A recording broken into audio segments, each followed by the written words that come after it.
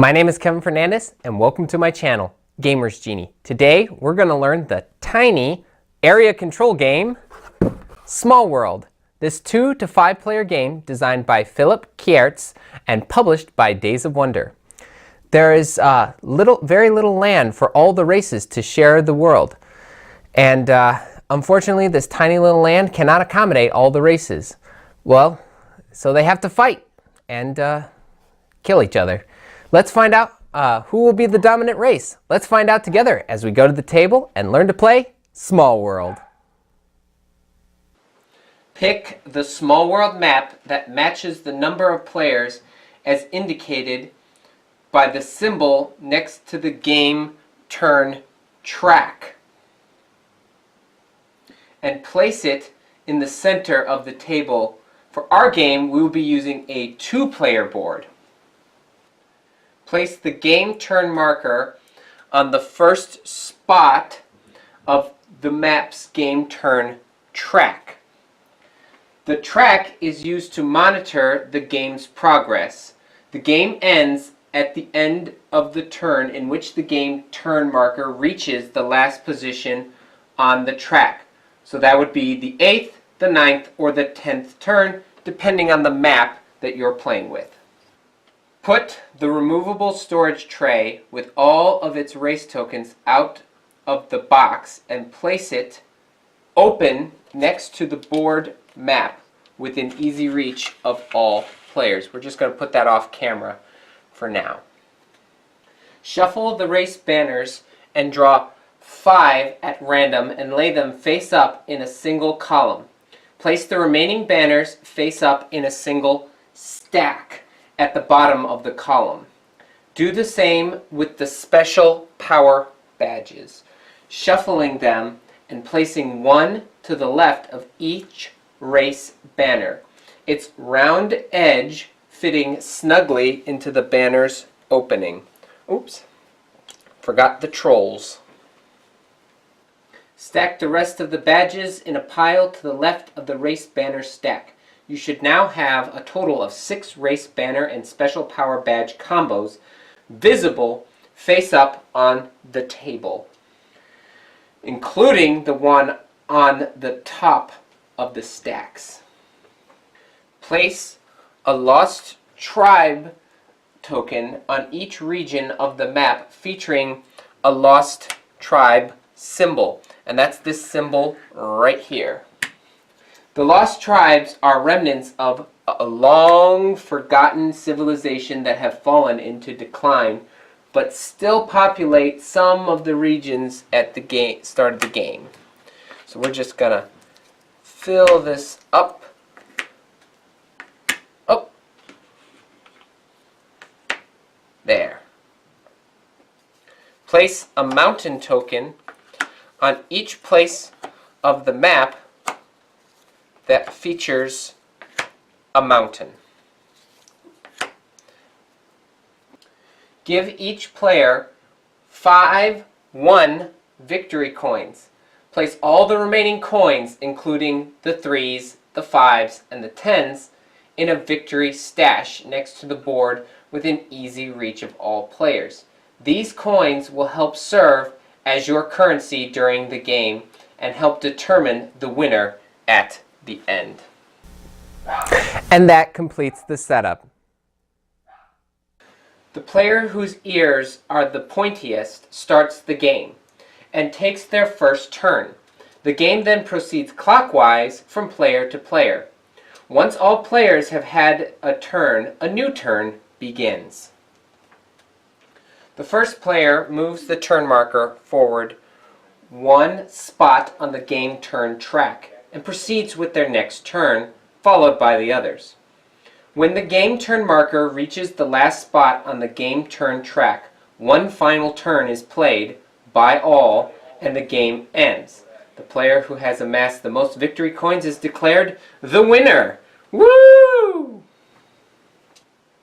During the first turn of the game, each player, number 1, picks a race and special power combo. Number 2 conquers some regions. And number 3 scores some victory coins.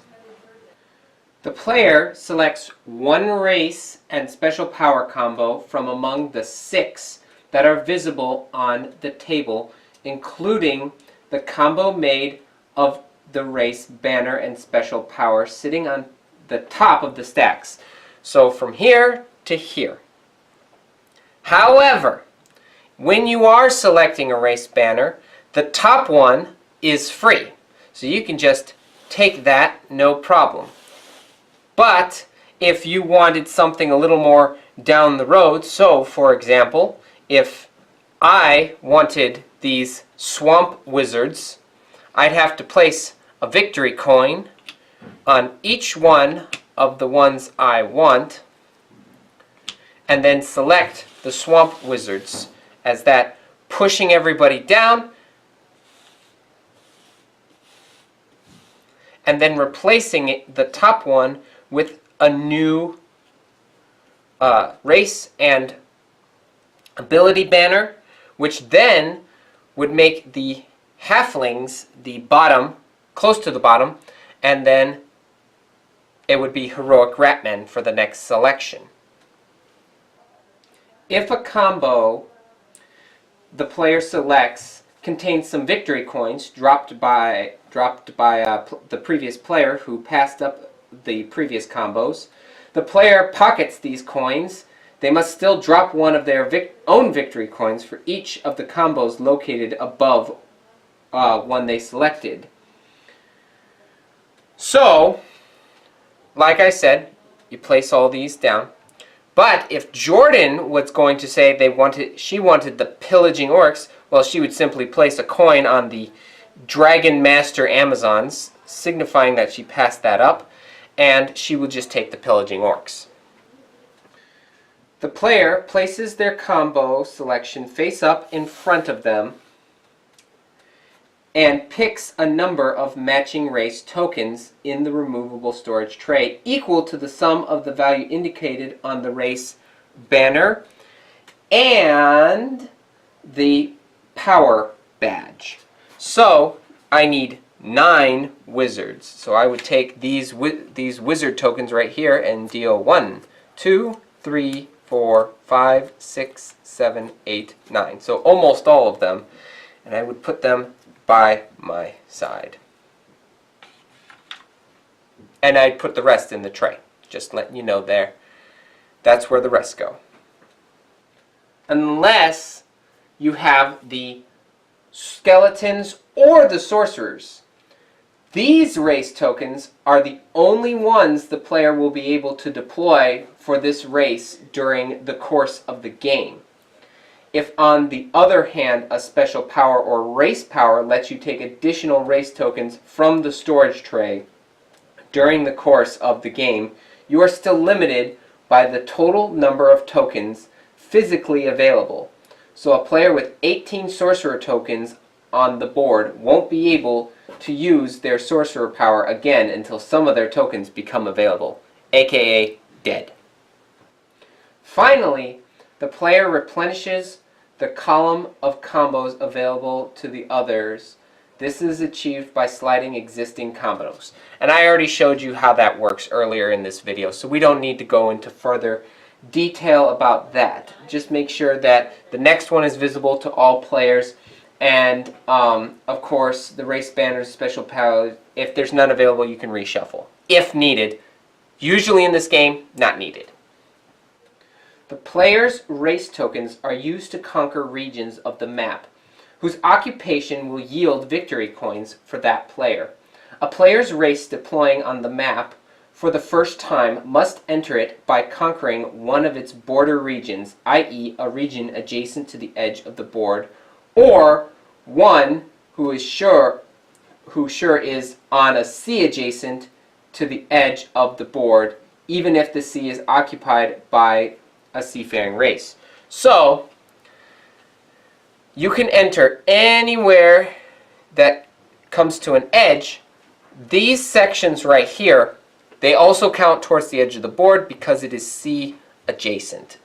To conquer a region, a player must have available to deploy 2 race tokens plus 1 additional race token for each encampment, fortress, mountain, or troll's lair marker, plus 1 additional race token for each lost tribe or other race token already present in the region. Season lakes cannot usually be conquered. So, to give you a good example, I must place 2 wizards on a non-occupied space. However, if I wanted to conquer this, I need 3. That's 2 for the single land, plus 1 because it's occupied. And I take the lost tribe token and you place it back in the tray. And then, to top it off, I would need 3 wizards to conquer these mountains. Since I would have 1, that would end my turn. Upon conquering a region, the player must deploy the race tokens they use to conquer this region inside its borders on the map. These tokens must remain on this region until the player recognizes their troops at the end. Reorganizes, their troops at the end of this turn. Important note, regardless of a race and or special power benefit, a player must always have at least 1 race token available to initiate a new conquest. Well, conquering a region seems pretty easy, as I have explained, because I feel like I'm doing a pretty good job right now. But what if I wanted to conquer this region right here? Well, that's where this comes in handy. It's called the reinforcement die. What happens is I need at least a 2 to conquer this mountain land. So I would roll the die. I got a 3, which represents 3 wizard tiles, which then I can conquer that mountain region, no problem. If race tokens of another player occupied the region prior to its conquest, that player must immediately take all of these race tokens back in hand and, number 1, permanently discard 1 race token back into the storage tray. Number 2, keep the other race tokens in hand and redeploy them in any other region still occupied by their race, if any, as the final action of the current player's turn. So, I'm going to give a good example here. I'm going to give Jordan the ghouls, and they get 10, 6, 7, 8. So that's all of them. So Jordan comes in, and she takes 1, 2, 3, 4. Now why 4? Because she wants to conquer this region right here. So she takes this wizard, gives me 1, and I put the other one back in the tray. And then she puts 4 there because I had 2 wizards, so she needed 2 extra instead of 1 extra. For every token on the board, you have to add an extra character token to conquer that area. The regions in which the remaining race tokens, if any, redeployed do not have to be adjacent or contiguous to the regions they fled from. If all of a player's regions were attacked this turn, leaving them with some race tokens in hand but none on the board, he may redeploy these as if he was doing a first conquest on his turn. So I do have 1, so that means I can place 1 right here, but I have to roll the redeployment die, and that gives me 1, so I do get to conquer that swampland. When a region defended by a single token is captured, the defending token is discarded. This will usually be the case if the defending token is a lost tribe or when the defending token belongs to a race in decline, but not all the time. Note, a player may choose to conquer a region occupied by their own in decline tokens if they wish to. They will lose that token, but might gain access to a region that is more profitable for their new active race tokens to occupy. Mountains are movable and remain immovable and remain in place to provide defense for their new conqueror. So if you conquer a mountain area, that stays there. You just place it right on top like I did with this wizard right here and with these wizards right there. The active player can repeat this process to conquer as many new regions as they wish during their turn, provided they have announced race tokens left to accomplish the success of conquest. Each of the newly conquered regions must be adjacent to, i.e. sharing a border with, a region occupied by their active race tokens, unless permitted otherwise by their race and special power combo. During the final conquest attempt of their turn, a player may find themselves with not enough race tokens left to conquer another region, but outright. Provided he still has at least one unused race token, the player may attempt one final conquest for his turn by selecting a region that he would normally be 3 or less race tokens short to conquer. Once the region is selected, the player rolls the reinforcement die once. And I showed you how that worked. You roll it, you get a 1, a 2, or a 3. But these are the only 3 spots. Everywhere else is blank. So you only get a 3 out of 6 chance. It sounds easy, but it's just a little difficult. Can be. Depends on your luck of the roll. And once a region is selected, the player rolls the reinforcement die once. Note that the region the player wishes to make their last conquest target for the turn must be selected before rolling the die. So you can't say, I got a 2 and I have 1. That makes 3. I'm going to choose here because that's cheating. And we don't encourage cheating here on Gamers Genie. So there we go. And this region does not have to be the weakest one available for the attack either, provided it can still be conquered with a lucky die roll. So if it seems beyond the point of doing it, just leave it alone. If the sum of the die rolled combined with the race tokens left in his possession, and I showed you how this worked earlier, is high enough to conquer the region, the player deploys their remaining race tokens there. Otherwise, they deploy their remaining tokens in one of the regencies that are not occupied prior. Either way, their conquest for the turn ends immediately after. Once a player's conquest for the turn has ended, they may freely redeploy the race tokens they have on the board, moving them from one region to any other region occupied by their race. Not necessarily just as an adjacent or region, provided that at least one race token remains in each region under their control. So I can take these wizards and I can redeploy them any way I want. So I could say I want 2 here, 1 there, and 1 there, because I want to have a nice defense right there. Although Jordan can always attack me from the back with her ghouls, because that's where I put them. For this demonstration, Jordan is currently not here. She's just a figment of our imagination. Your turn is now complete. The player receives 1 coin from the victory stash for each region their tokens occupy on the map. And the player may also collect additional victory coins as a result of their race and or special power banners. As the game progresses, a player will likely have some tokens with other races on the map.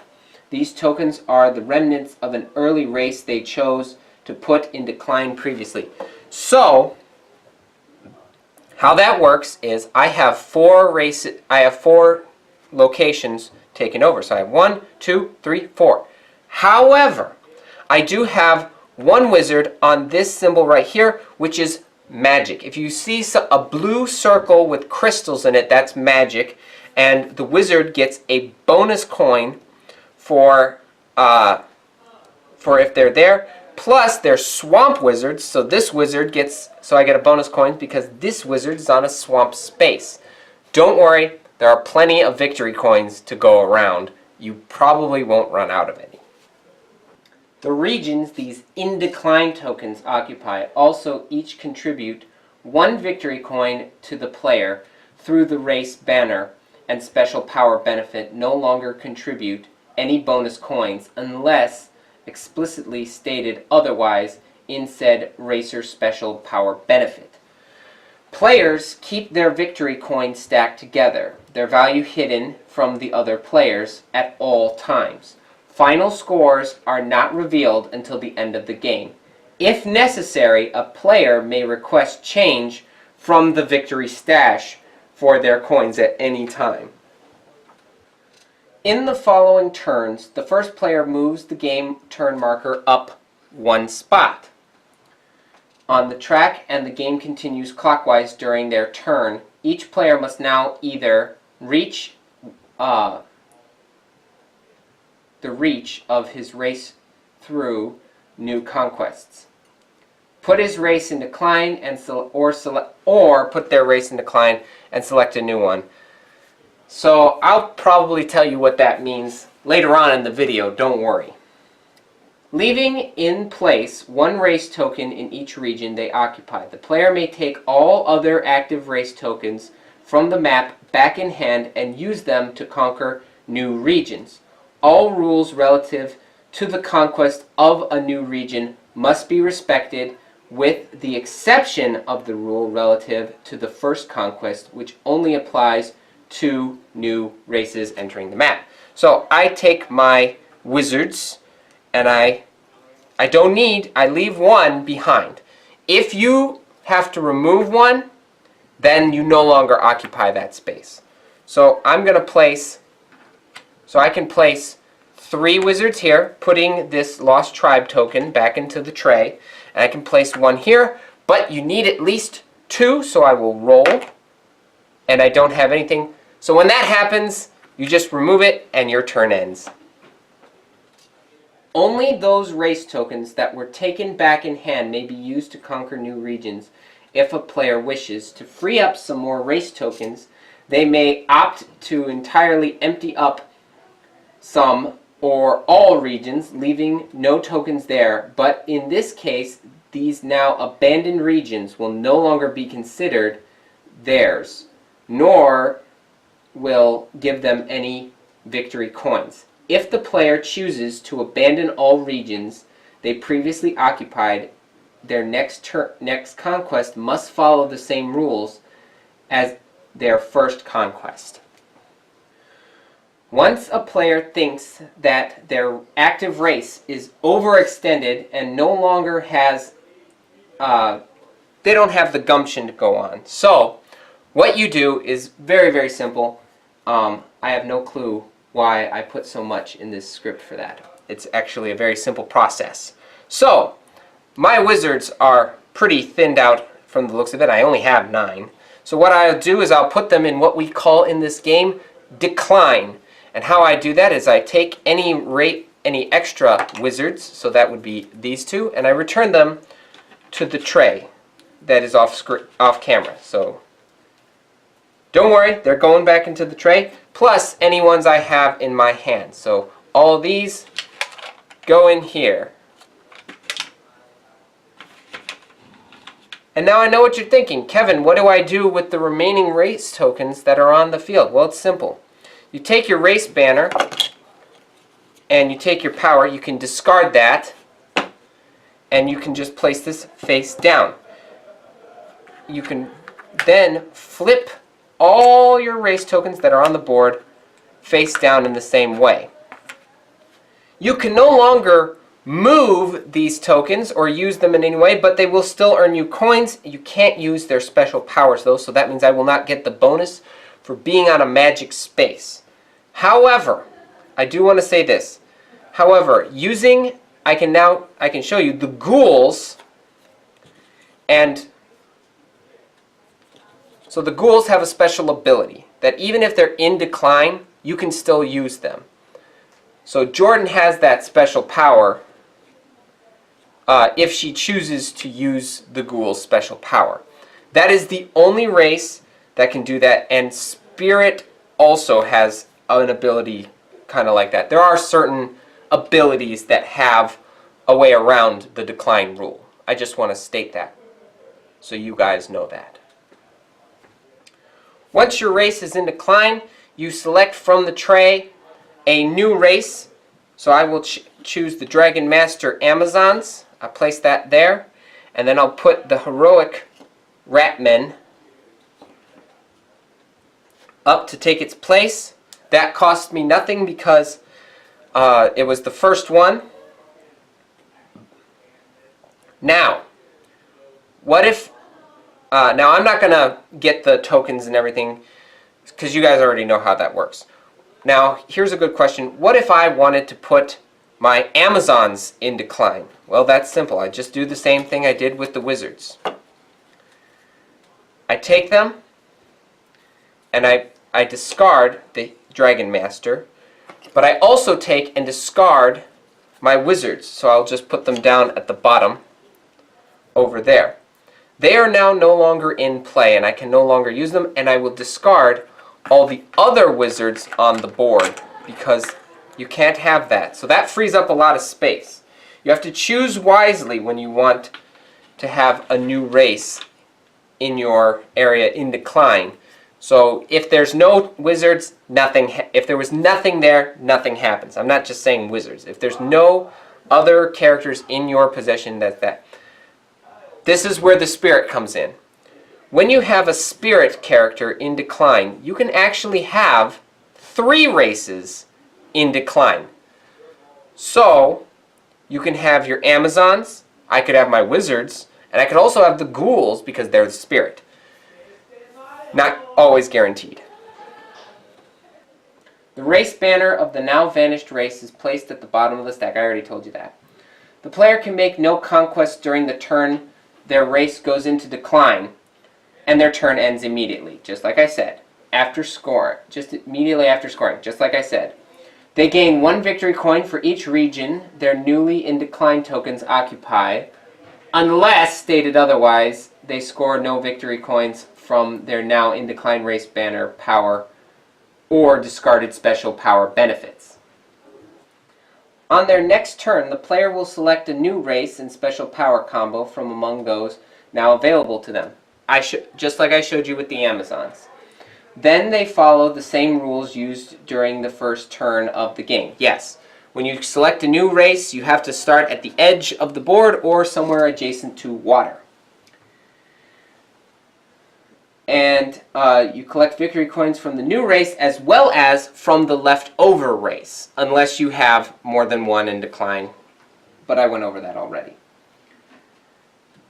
During the scoring phase of their turn. In the unlikely event there are not enough special power badges left in the special power stack to keep putting new race and special power combos on the table, shuffle previously discarded special power badges into a new stack. I'm not gonna lie to you guys at home. There are more special power badges than there are race badges, race characters, banners. The word escaped me. So you will more likely run out of the race tokens before you run out of special power badges. I don't know if you guys have ever, if anybody at home who's watching this just for, oh, well, let's see how he did this, how well he did on this or so. Put it in the comments below on if you ever had an opportunity where the power badges ran out before the races did. Once the game turn marker has reached to the final spot on the game turn track and all players have had a chance to play a final turn, the victory coins held by each player are revealed and tallied. The player with the highest score wins the game. In case of a tie, the player with the most race tokens win. Active and in decline. But they have to be on the board. And they are the winner. If there's a tie after that, rock, paper, scissors. And that's all you need to know to play Small World. If you have any questions about this game, please put it in the comments below. Don't forget to click that subscribe button and click that little notification button. If this is your first time finding our channel, of course, please like and share this video so that way more people can discover this channel. And be on the lookout for our upcoming gameplay video as well as some of our other gameplay and how to play videos. I hope to see you soon, but until then, thanks for the views.